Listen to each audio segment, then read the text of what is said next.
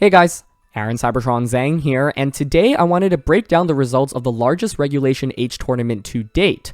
The Regulation H VGC rule set was announced fairly recently, and it's one of the most interesting rule sets we've had in VGC history because, of course, it bans all legendary and paradox Pokemon, as well as restricted Pokemon. This means that the power level has drastically decreased compared to recent months, and we'll be playing a completely different format of competitive VGC. This format officially kicks off September 1st on the in-game ladder, but a lot of people have been really excited for it already and have been holding and playing in grassroots tournaments, so I wanted to break down the results of the largest tournament we've had in this format so far to help myself and you get acclimated with the format. I'm really interested in trying out more content outside of just the traditional battling content that I normally do, so if this is content that you enjoy and find helpful, I would definitely appreciate it if you gave me any comments down in the comment section below for what you liked and what I can improve on, as well as leaving a like in the video and subscribing to the channel. Anyway, let's just dive right into things. This tournament was held in the beginning of August and had 450 people participating in it, which is huge for an online grassroots tournament. The website that I'm using, by the way, to look at this data is LabMouse, one of the best resources for VGC, so if you want to check that out, I'll link it down in the description below. First, I wanted to take a look at the top Pokemon and cores from this event. So, Pokemon usage I think is always interesting, especially when we switch to such a new format, because of course there will be Pokemon that have faded into obscurity and now are coming back, as well as Pokemon that might be falling off a little bit. Unsurprisingly, Rillaboom and Incineroar are all the way at the top here. Gholdengo actually took the number 2 slot in this tournament, and Gholdengo's been an interesting one because we've seen it a little bit less in the more recent formats, and that's partially because, of course, of Pokemon like Calyrex Shadow Rider, as well as Koraidon, having a really good offensive matchup in a Gholdengo. But Gholdengo was one of the best Pokemon in Scarlet and Violet VGC when it was first introduced, so it's no surprise to see it make a comeback. Back when Gholdengo was first introduced, people were primarily using it one of two ways, and that continues to be the case here. Choice Specs, of course, is exceptionally popular. You can see here the offensive Terra of Steel typing is the most popular. So Choice Specs Steel Terra with Make It Rain is just such a powerful combination. Nasty Plot, of course, is one of the other ways that people like to run Gholdengo, and you can do that either offensively with an item like Metal Coat or Life Orb, or you can do it with a little bit more bulk with something like Leftovers or Citrus Berry.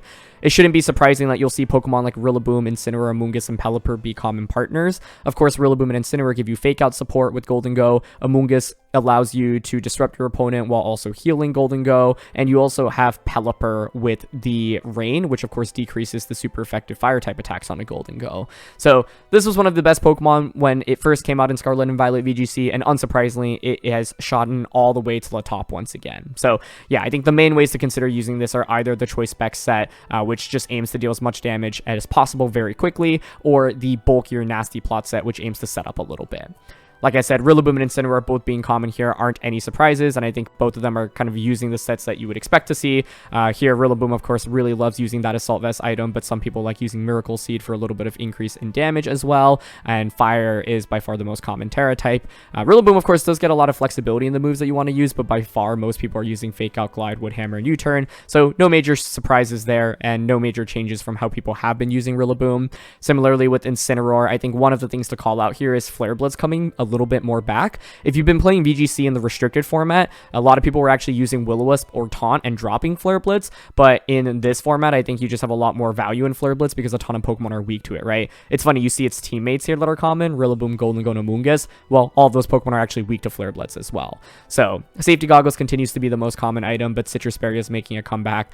Citrus was actually very uncommon in the previous format because of the inclusion of Calyrex Shadow Rider and Ice Rider disabling it, but now that the Calyrexes are gone, Citrus Berry of course becomes a little bit more viable.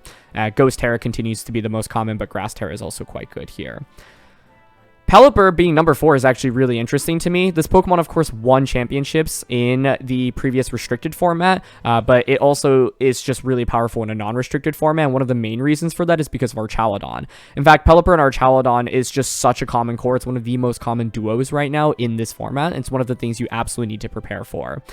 Generally, with Pelipper, you're going to be running 1 or 4 of the 5 moves, Hurricane, Weather Ball, Protect, Tailwind, and Wide Guard. But of course, you get access to some utility moves like Helping Hand as well. And Focus Ash is by far the most common item, but Rocky Helmet is also nice. That being said, Rocky Helmet a little bit less useful now that Urshifu Water is no longer allowed in VGC. So Sash is kind of just the most consistent item here.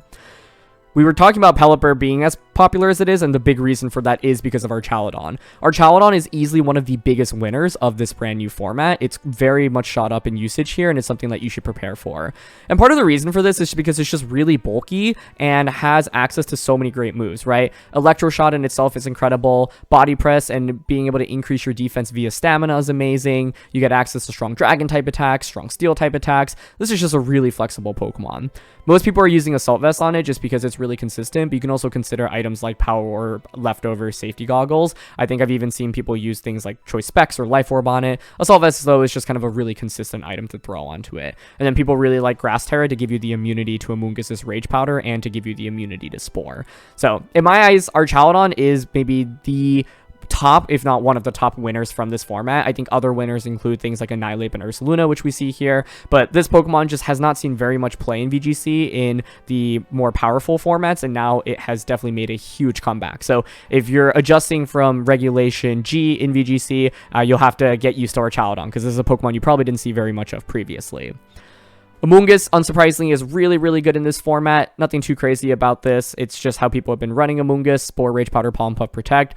Clear Smog is a move choice that I think a lot of people are using, as you see here. Part of that is because there is a lot of setup in this format. Of course, Dondozo is going to be coming back into this format as well, and so having Clear Smog as a way to just answer Dondozo in itself is really nice. But of course, this also helps against other setup, for example, like a Bulk Up, Annihilate, just to name one. So yeah, Amoongus, of course, continues to just be a really solid Pokemon. People love Amoongus on this rain core, so like, in fact, even just a lot of the top Pokemon here, like Pelipper, Archaludon, Amoongus, that in itself is a really, really strong core that exists in the format right now.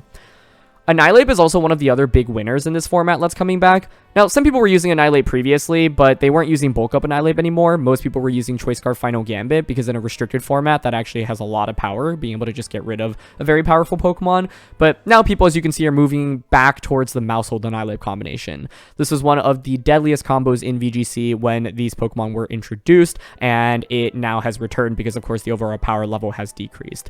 So the general idea, of course, is to use Maushold with Friend Guard and Beat Up to quickly stack up Rage Fist. You're normally going to have Bulk Up on these sets as well. So as you can see, the majority of people are running the Bulk Up Annihilate, but some people are still opting for Choice Scarf, right? And so Choice Scarf Annihilate isn't totally out of the format, and one thing that people would used to do on Best of One online ladder was bluff with Annihilate and Maushold, making you think that it was the beat up set when it was actually Choice Scarf Final Gambit with Population Bomb and Wide Lens on the Mausholds. If you're playing Best of One ladder closed team sheet, that's something you might want to be a little bit wary of, because as you can see, almost 20% of people were actually using Choice Scarf on Annihilate, right? So it doesn't mean that you're not going to run into any Scarf Annihilates.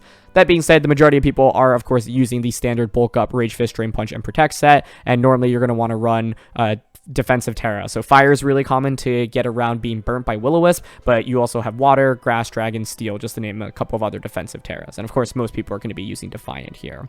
So Annihilate, one of the other big winners. Let's come back into the format. Ursaluna Blood Moon was so powerful that it was being used even in restricted formats, and so the fact that now it's allowed in a non-restricted format makes it even scarier, right? And so pretty standard in terms of how you're going to be wanting to run it, and this very much is like the Ursalunas that people were using in the restricted formats, but generally the most important thing for Ursaluna is that you want to support it with the right speed control. You can use it in Tailwind or Trick Room, right? So you can see here for a graph a common Trick Room option, but of course you can use Whimsicott for Tailwind as well, and Murkrow for Tailwind, for example, here as well. And the idea, of course, is to just get Ursaluna set up, go for that normal Terra, and just deal massive amounts of damage. So this Pokemon, I think, just is able to nuke a lot of things, and the fact that it was so powerful that it was even winning in a restricted format should speak to its strength and how scared you should be of it in this format. Of course, one of its downsides is that it's normally using normal Terra, and if you're not able to get a big one-hit knockout, for example, you are vulnerable to getting KO'd by opposing fighting type attacks in Pokemon. We just talked about Annihilate and Archaludon, and both of these have access to fighting type attacks in Body Press, for example, with Archaludon, as well as Drain Punch, so that's something that you have to be wary of. Maushold is also making a huge comeback. This Pokemon did not really see very much play previously, of course, but now is a lot more viable. So a lot of people are opting for just the supportive set, but of course the wide lens set that people would like to use with Population Bomb certainly still exists. Generally, this is used for redirection support. You can really shut down Amoongus with Safety Goggles and Taunt, and given how common Amoongus is, Maushold, of course, is going to be a nice answer to it. very, very commonly paired with Annihilate, but of course this is just a valuable support option in itself as well. You can get access to Super Fang to, of course, decrease your opponent's damage, and Friend Guard is just such a good ability. So most of the support sets are using Goggles or Focus Sash right now, and then if you want to go offensive, of course, you can use the combination of Wide Lens and Population Bomb. Palafin is an interesting one. This was, of course, a Pokemon that had a huge influence on VGC when it was first introduced and just completely fell off in the restricted format. But of course, now that restricteds aren't allowed, now that Urshifu is no longer around, Palafin suddenly becomes a viable answer as well. I think what's most interesting about Palafin's stats is looking at Haze here, which is actually nearly at 75% usage rate. This speaks to the amount of setup that exists in the format, right? Specifically Dondozo, people are using Haze Palafin to deal with Dondozo, and you often don't need that fourth move because your water type attacks are just so strong anyway. So of course, people love pairing Palafin with common support like the Fake Out users as well as Pelipper for Rain. So once again, I think like Rain is just something to really look out for because there's so many things in the top 10 Pokemon that are really viable, right? Like you could make a Rain team just from this. Pelipper, Archaludon, Amoonguss, Palafin, and Cinerola. Boom. Boom. That's one team, right? And so yeah, Palafin's main strengths, of course, lie in the fact that once you activate its ability, it can come back out and just deal massive amounts of damage. I think once you look past the top 10, there are now a lot of interesting Pokemon that, of course, we hasn't seen too much play in VGC. Now, Indeedee and Whimsicott, Farigiraf actually were all really common in this restricted formats, but something like Primarina, for example, shot up in usage here, right? Once again, it also gets access to Haze, and so a lot of people like using Haze because of Dondozo. And so, as you can see, people are really coming out with Dondozo answers early because, as we saw when we had the early format in Scarlet and Violet, people loved using Dondozo. So, yeah, it's no surprise to see Haze really spike up in usage here. Primarina is interesting because, of course, it can be very strong offensively. Some people just like using the standard set of like Hyper Voice, Protect, Moonblast, Haze with Throat Spray, but you can run nice setup moves like Calm Mind. You can have Parasong to be disruptive as well, for example. And I think Primarina just now checks as a really nice water type Pokemon. If you want a good Fire, Water, Grass core, for example, you can just run Primarina, Rillaboom, and Incineroar, with Primarina kind of replacing Urshifu, which people normally use on these cores. As you can see, people really value defensive Terras on Primarina as well. So it's interesting to see this shoot up in usage. Whimsicott's also really high up. It becomes the premier Tailwind user, which shouldn't really be super surprising. When we first started Scarlet and Violet VGC, Murkrow actually was the go-to Tailwind user just because there weren't many prankster Tailwind users that even existed. But now we have access to, for example, Whimsicott, Talonflame being another common as well, common one as well. So as you can see, both of these are actually higher than Murkrow, which at one point felt like the go-to Tailwind user in the beginning of Scarlet and Violet VGC. So Whimsicott was so good, even in a restricted format. It won the World Championships, of course, as well as Farigiraf, which we'll talk about next, and it is now back. Farigiraf, unsurprisingly, is still really good here. Very nice, of course, to help set up that Trick Room. We're moving away from, I think, the more defensive Farigiraf sets that people were using in the previous restricted format. Those sets would generally have something like Electric Seed on Farigiraf paired with Miraidon, but of course now Miraidon no longer exists, so we're seeing a shift back to these offensive sets with Throat Spray and Hyper Voice, but of course you can run defensive items like Goggles, Citrus Berry, and Leftovers as well. You really want to use Farigiraf for speed control, especially Trick Room, so Farigiraf and Ursaluna Blood Moon is one of the cores that I would watch out for. Hydreigon now comes back into the format, which I think is really cool.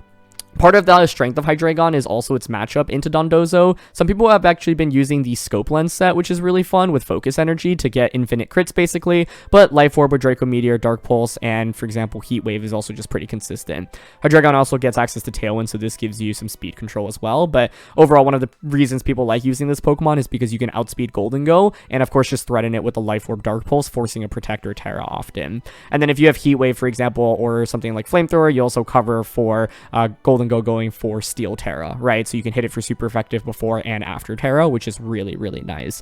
But one of the sets to call out is specifically the Scope Lens plus Focus Energy set, which people have been using previously, and that, of course, can just allow you to crit Dondozo and just not care about your special attack drops on those Draco Meteors. Talonflame comes back as another Tailwind user. We were talking about Whimsicott earlier. Covert Cloak plus Tailwind plus Prankster. Just not a, well, this one's not Prankster. This one is Gale Wings, but you get the point. Priority, Tailwind, just such a nasty combination. And the strength of Talonflame is having a lot of good offense with Brave Bird and Flare Blitz. And of course, this gives you a resistance to Golden Go while also pressuring with Flare Blitz, which is really nice. And Will-O-Wisp, of course, pressures your opponent as well, being able to get those burns. We've got Torkoal here at 17, which I actually think is kind of surprising, but it speaks to the number of people that are using Hard Trick Room. As you can see here, Torkoal's teammates are really different from a lot of the other ones because you really want to operate under Trick Room. So we've got things like Indeedee, Gallade, Hatterene, Hisuian, Lilligant, and Ursaluna. In fact, this is just one team of 6 in itself that you need to respect in this format. It's Hard Trick Room, but of course you have a Sun mode with Torkoal plus Hisuian, Lilligant as well. So more people are opting for Charcoal over Choice Specs, and of course the idea is to generally use your fire type attacks in Eruption, Heat Wave, and Weather Ball when the sun is up, but you've also got moves like Earth Power, Solar Beam, and Clear Smog. Clear Smog, of course, once again being used to help out against Dondozo. Most people are using Offensive Fire Terra just to further increase your damage output here as well. Basculegion is actually, I think, one of the big Pokemon to talk about because while it's not very as common, right, it's just in the bottom of the top 20, it's really good on these rain teams. Earlier, I was saying how you can make a rain team just from the top 10 Pokemon. Well, another Pokemon that you can add to those compositions is Basculegion, right? Pelipper, Archaludon, plus Basculegion, such a strong core because you've got physical damage from Basculegion as well as special damage from the Archaludon, and obviously Basculegion loves the rain here, so super powerful. You get access to great moves like Last Respects and Wave Crash, and most people are using a choice item on it right now or something like Life Orb, for example. So yeah, this just synergizes really, really nicely on the rain compositions, and late game Last Respects obviously is so powerful here. King Gambit now makes a return as well. Of course, with Incineroar being as high usage as it is, you can thrive and capitalize off those Intimidates with your Define ability. A lot of people are liking Black Glasses. Sword Stance is very standard with double Dark Attack, but of course, Iron Head gives you some more coverage if that's something that you're looking for. So yeah, Gambit is an interesting one. It's slow, but of course it thrives off Intimidate, so it can come back into this format. I think one of the things to be careful about, obviously, is that weakness to fighting. So things like Body Press from Archaludon, as well as Drain Punch from Annihilate can be pretty spooky. So of course you can run Dark typing just to get rid of the 4x weakness, or you can run something defensive like Fairy or Flying just to completely resist fighting. The final Pokemon in the top 20 is actually Dragapult, which I think is pretty cool. Dragapult's a Pokemon that has won championships in Scarlet and Violet VGC, and right now a lot of people are opting for the Choice Band set. Choice Band Dragapult, when paired with Champao, actually was really common for a while in VGC. Obviously, Champao no longer exists, but with everything slowing down in this format, Dragapult quickly rises to become one of the fastest Pokemon in the format. And so it's really, really hard to outspeed this Dragapult unless you've got Choice Scarf or your own speed control like Tailwind, for example. And as a result, Choice Band just allows you to really pack a lot of damage, especially something like the Ghost Terra, as you see here with Phantom Force. Dragapult's interesting though. As you can see from these usage stats, most people are kind of using offensive variants, but support Dragapult's something you can consider as well. It gets access to great moves like Thunder Wave, like Will-O-Wisp, for example, as well as Disable, and so don't completely count that out of question, although generally if you see Dragapult, you should expect to see an offensive set more often than not. Breaking outside of the top 20, we've got Murkrow. I talked about this as a Tailwind user earlier, and of course, I think this is probably a little bit weaker than Whimsicott and Talonflame overall, but one of the main strengths in Murkrow is that it gets access to Haze, which of course is really powerful if your team is especially weak to Dondozo. You also get access to Quash, which is a unique support move that Murkrow has, and so, yeah, I think if you're considering a Tailwind user in this format, the go-to one should be Whimsicott, Talonflame, and Murkrow, and all of them offer different things, right? Talonflame has a little bit more offense, Murkrow has Haze as well as Quash, and Whimsicott gets access to a wide variety of support moves, and of course can give you that special Fairy Moonblast as well. We've got Dondozo and Tatsugiri here, and I have to say, Dondozo is actually lower than I would have expected. It's not a surprise to see these next to each other, because they're often so used with each other, but I actually would have expected Dondozo usage rate to be a little bit higher, given how popular it was in early Scarlet and Violet VGC. The main thing with these Dondozos, of course, is that you do have flexibility, right, in how you want to run it. Now, the standard set is just Protect, Order Up, Wave Crash, and Earthquake, but you can run Subsidy, you can run Body Press. We see Surf here. You know, when I played at the European International Championships last year, I lost against a super offensive Life Orb Surf Dondozo, right? So even though most people are kind of just using the standard Protect, Order Up, Wave Crash EQ set here, this Pokemon actually has more flexibility than you might imagine. And for example, something like Rest plus Lumberry is something that I've seen being used before as well. But the standard set with these moves and leftovers is kind of the go-to. Dozo is interesting because there are a lot of viable Terras on it, but right now the meta has shifted back to Grass Terra, which is unsurprising since Amoonguss is such a big player in this format. Tatsu obviously being paired with Dozo, most people like to run Choice Scarf here or Focus Sash, which isn't really much of a surprise, and you just run your standard offensive attacks in Muddy, Draco, Icy Wind, and Dragon Pulse here. Ursaluna is, of course, also just really powerful in terms of the amount of firepower that it has, but is obviously quite slow, so normally needs access to Trick Room in order to fully thrive. So we talked about Torkoal earlier, and of course there is this hard Trick Room team that exists, and so Ursaluna thrives really nicely onto those compositions. I've seen it being paired with Porygon 2 as well. Of course, the combination of Porygon 2 and Ursaluna actually won the European International Championships in April of this year, and so that's one other combo that you might want to watch out for as well. And then we can keep going basically, but a lot of these are Pokemon that have seen success previously. So Gallade, of course, works really nicely onto Trick Room compositions here. We've got Volcarona. This can mainly be set up with Quiver Dance, but of course you can use it as a supportive set as well with Will-O-Wisp. That being said, I think the Quiver Dance Volcarona set just becomes stronger now because there are fewer things that can resist it as effectively.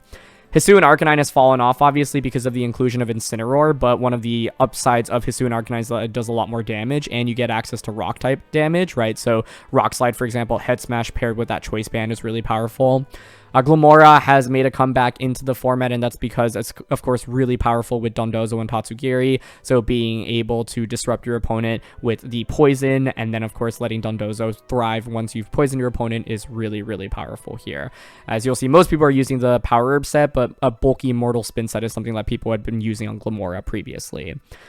And then we've seen a lot of old familiar faces here, things like Tyranitar, Dragonite, as well as Gyarados and Garchomp. I actually think Meowscarada being as low as it is really interesting because this was so good when Scarlet and Violet VGC first started, but part of the reason for that is because if you look at the top Pokemon, like Rillaboom and Incineroar alone kind of give Meowscarada trouble, so these are two of the big inclusions that previously didn't exist when VGC first started, so that's part of the reason why Meowscarada's dipped so low, right? But Choice Band and Focus Sash, two really common items that you can run on this Pokemon.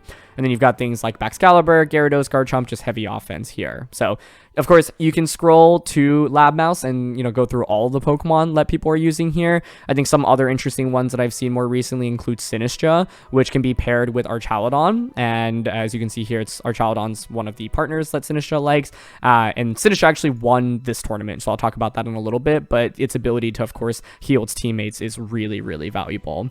Paldean, Tauros coming back into the format. This won the very first regionals in Scarlet and Violet, and so yeah, it's now making a comeback as well because you don't necessarily always want to use Incineroar as your Intimidate user.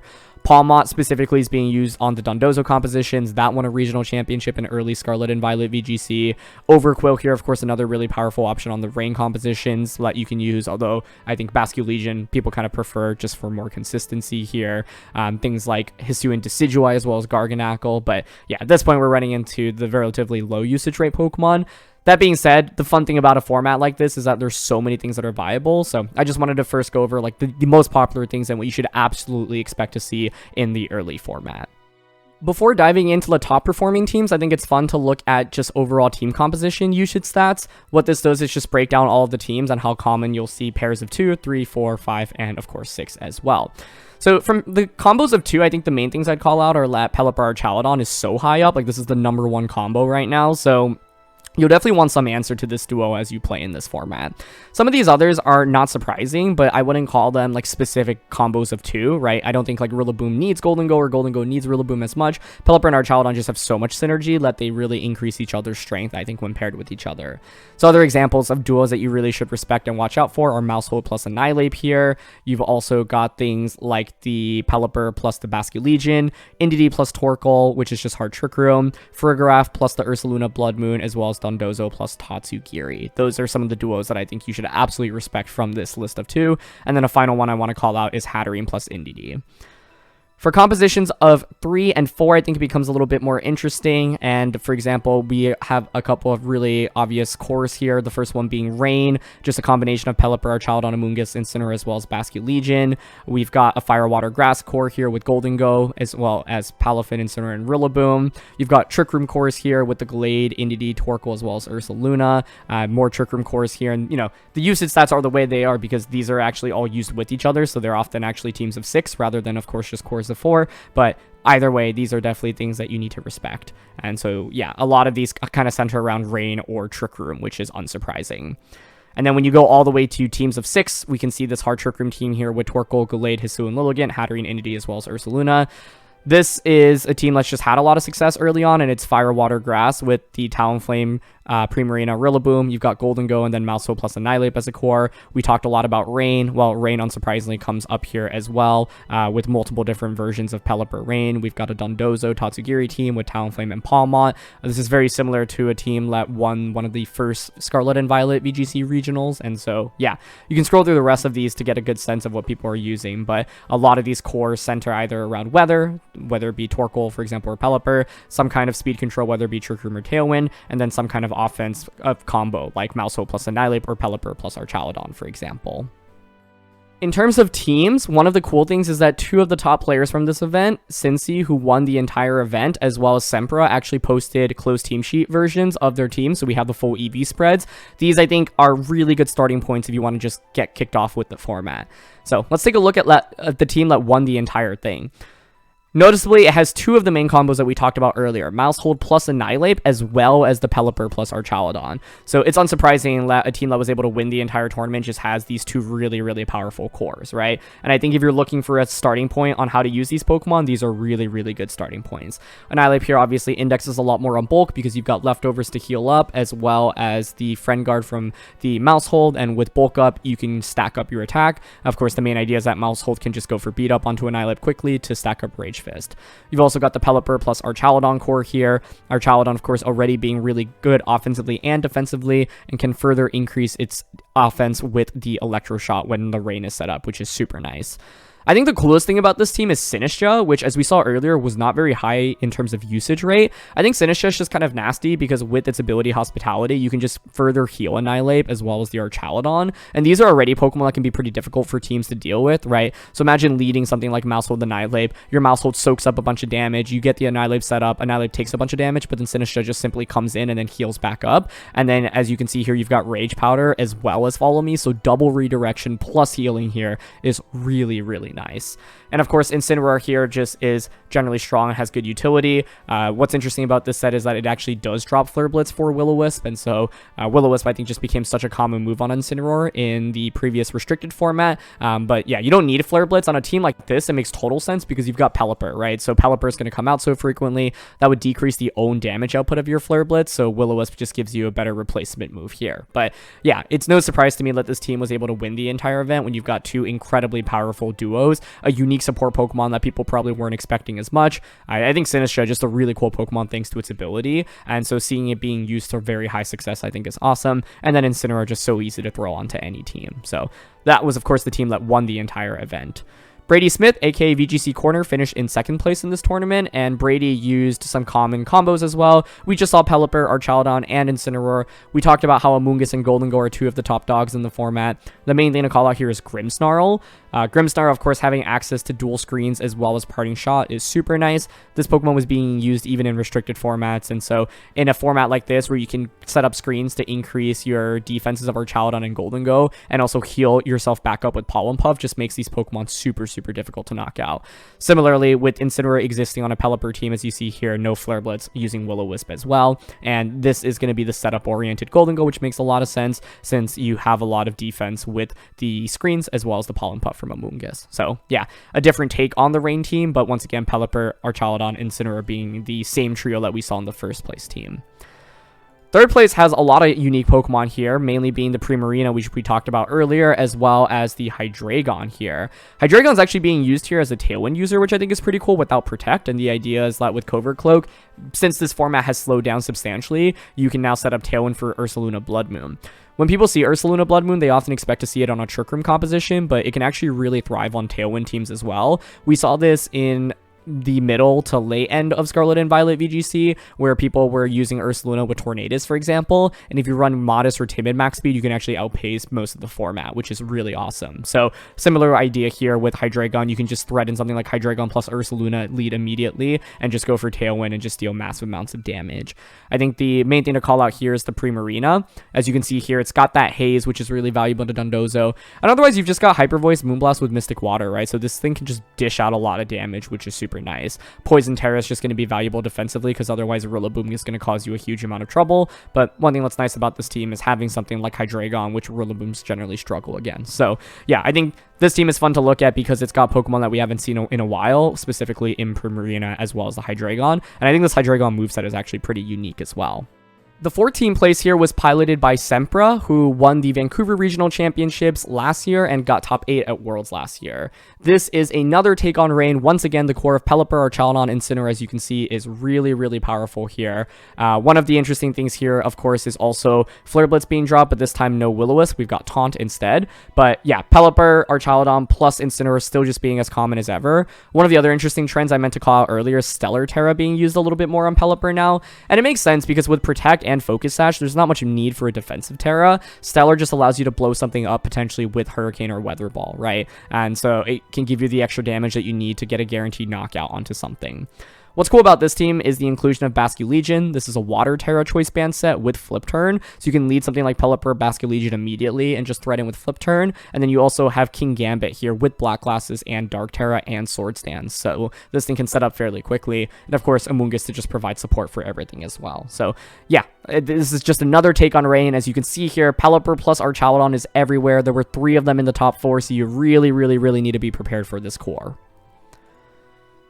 Zooming back out and looking at the remaining teams, unsurprisingly in 5th place, it's also Pelipper and Archaludon with Rain, right? So you can see a very common trend here among the best teams right now. I think as the format develops, people will certainly figure out how to beat these combos, but it's just so strong in the early game and in early format because they're like, in terms of team building, it's really easy to start there, and there aren't that many immediate responses to it, right? The main things to call out here is the Grass Terra and Basculegion giving you a defensive Terra rather than an offensive Terra. But yeah, this team looks very similar to the one we just saw. Main thing to call out here is Tailwind on the Salamence with Flying Terra. So yeah, I mean, once again, like we just covered 5 teams, and most of them are Rain, right? So you need to really be respecting this core. In 6th place here, I think we have a really fun team because we've got a lot of unique Pokemon in Salazzle as well as Azumarill and Comfey. Once again, this has Mousehold for support. It's actually got weakness policy on the Annihilate, which I think is really fun. One of the fun things you can, of course, do is use the Comfey to activate that weakness policy immediately with Draining Kiss and then further heal back with Floral Healing. We talked about Sinistcha a little bit earlier, but Comfey also exists as a unique support healing option, so I think that's really fun. And then you have this really fun duo of Salazzle with Dragon Cheer as well as Hydreigon. The idea with this is that you can just, get those crits pretty early on with the Hydreigon, which is really fun. And yeah, just make Hydreigon be able to, quickly crush Dondozo. I think having good Dondozo answers in this format is important. Even though its usage rate is not in the top 20 from this tournament, for example, you're going to play a lot of it for sure. And I think there are a lot of teams that if they just aren't prepared for Dondozo, will immediately sacrifice their matchup against it and lose automatically against it. So having those Dondozo answers is interesting. But this Salazzle in particular, I think is a really, really unique set. Looking at the remaining teams from top 8 here, we've got one with some more fun support in Unaware Clefable with Thunder Wave and Safety Goggles, and a bunch of setup options in the Focus Energy Hydreigon, which we just saw, the Dragon Dance, or Quiver Dance, I should say, on the Volcarona, as well as Nasty Plot Golden Go here. One other fun thing to call out here is the Paldean Tauros with Wave Crash, Close Combat, Aqua Jet, and Protect with Clear Amulet. Just provides you with some really nice offense against common options, right? Like the Wave Crash and Close Combat just completely destroys Incineroar, which is super, super nice. Aqua Jet allows you to finish things off and chip things off as well. And you've got multiple setup options here, right? So you can lead something like Clefable with any of these support options, or Rillaboom with any of these, and just immediately start going for your setup. So I think seeing Paldean Tauros in particular is really cool here. Some people like using Mirror Herb. They were using that when King Gambit usage was really high, but Clear Amulet I think is just a really consistent item on it. You can't go wrong with it. This team has a Hisuian Zoroark, which I think is really fun. One of the fun things you can do with this, of course, is use Hisuian Zoroark, lead it, and disguise it as an Annihilate. And one of the nice things is that Hisuian Zoroark, of course, is immune to, for example, Ghost-type attacks, which is really nice. And it also can just be really disruptive. What's cool about this is it's a Stellar Terra set with Terra Blast as well as Nasty Plot. So sometimes when people use Hisuian Zoroark, they just use it to get some damage off in the early game. But this can actually set up, which gives you another nice, user when paired with the Mousehold. Garganacl here can be really disruptive to opposing teams and just stay on the field for a really long time. And you've got some good offense between Rillaboom and Golden Go here as well. So I think it's so awesome to see Hisuian Zoroark break the top 8 here. And, even though we saw a lot of Rain in 1st through 5th place here, like just the 6th through 8th place teams had really unique options like the Comfey, the Salazzle, the Hydreigon, the Azumarill, the Paldean Tauros, the Hisuian Zoroark, the Garganacl. So a lot of cool things here. Going through the rest of the teams from 9 through 16, I think some of the cool things that really catch my eye. First of all, this is just kind of a common Fire, Water, Grass core that we were talking about earlier. So Rillaboom, Incineroar, Primarina, just a really strong trio, right? Because you have really good offensive and defensive synergy here.